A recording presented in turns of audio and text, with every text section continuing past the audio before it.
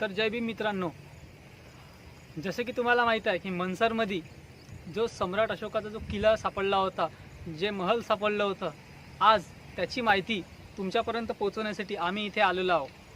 तर तो नेमकं काय, सम्राट अशोकाने 84,000 बौद्ध स्तूप बनवले होते हे प्रत्येकालाच माहीत आहे, पण ते नेमके गेले कुठे, कशा पद्धतीने विलुप्त झाले आणि आता इतक्या 2000 वर्षानंतर ते पुन्हा जमिनीतून बाहेर निघत आहे. त्यातीलच रामटेक रोडवर मनसर या ठिकाणी सम्राट अशोकाचा जो किल्ला निघाला आहे, ते बघा माझ्या बाजून मागे तुम्ही बघू शकता की हेच तेच ठिकाण आहे जिथे सम्राट अशोकाचं जे निघालेलं आहे. तर आपण त्याची माहिती आणि तो कशा पद्धतीने त्याचा स्ट्रक्चर बनला आहे ते आपण बघूया.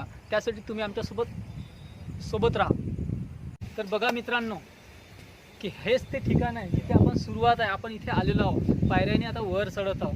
म्हणजे बघा उत्खनन कशा पद्धतीने झालेलं आहे की सम्राट अशोकांचे जे 84,000 बौद्ध स्तूप आणि मौर्य साम्राज्य या भारतामध्ये किती मोठ्या प्रमाणात असेल त्याचा तुम्ही अंदाज लावा. बघा माझ्या बघा आता 5 मिनिटानंतर आपण वर जाणारच आहोत, त्याची पूर्ण माहिती घेणार आहोत.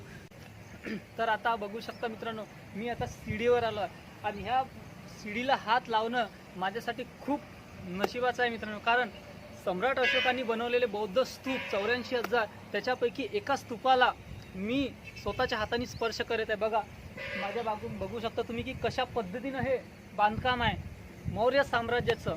तुम्ही पण नक्की भेट द्या. हीच पायरी आहे, इथून कशा पद्धतीने नालंदा, तक्षशिला, राजगृह, कुशीनारा इत्यादींची रचना झाली ते बघू शकता तुम्ही. चला आता वर जाऊ आणि बघू त्याचं नेमकं काय आता.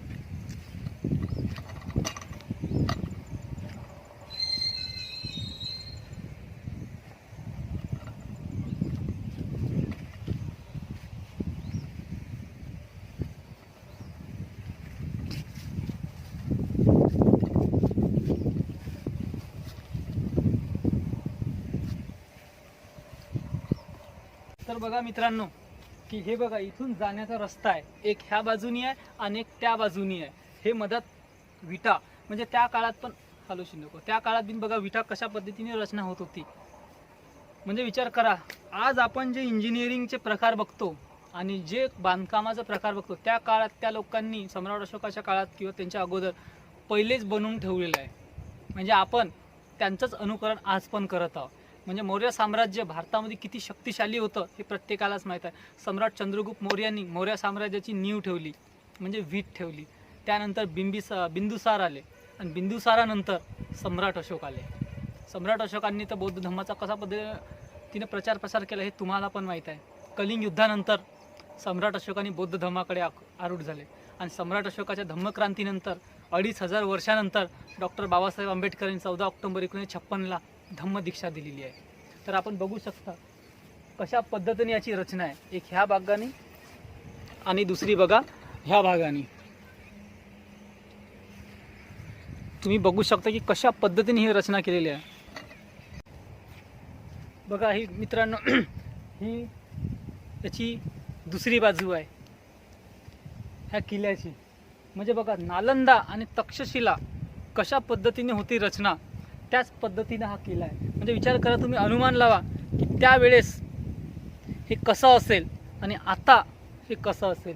2000 वर्षानंतर पहिले आणि 2000 वर्षानंतर किती परिवर्तन झालेलं आहे. म्हणजे सम्राट अशोकांनी बांधलेले किल्ले आजही जशाल तसे आहे. तो भाग वेगळा आहे की ह्या मनूच्या पिल्लांनी त्यांना तहस नहस करून उद्ध्वस्त करून टाकलेला आहे आणि इतिहास समोर नष्ट केलेला आहे.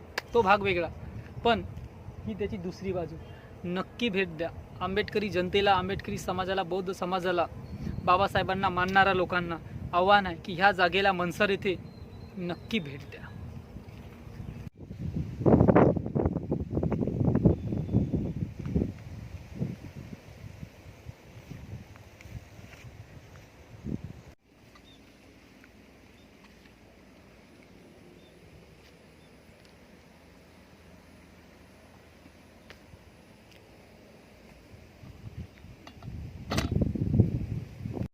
तर मित्रांनो, नागपूरपासून मनसर इथे हा जो सम्राट अशोकाचा जो किल्ला आहे जो सापडलेला आहे त्याला तुम्ही नक्की भेट द्या आणि आपला इतिहास, नागवंशाचा इतिहास, सम्राट अशोकांचा इतिहास काय सांगतो ते जाणून घ्या.